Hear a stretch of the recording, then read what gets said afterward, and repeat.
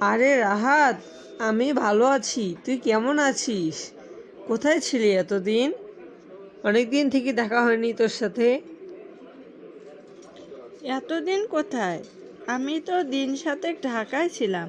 ফেব্রুয়ারি মাস আসলেই আমি কটা দিন ঢাকায় থাকি বইমেলার জন্য।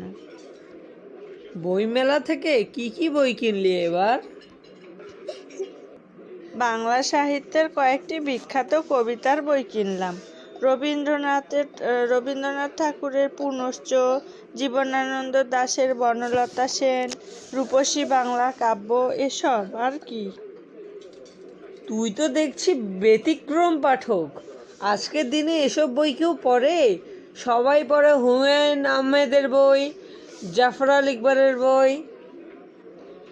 আমিও হুমায়ুন আহমেদ, জাফর ইকবালের বই পড়েছি।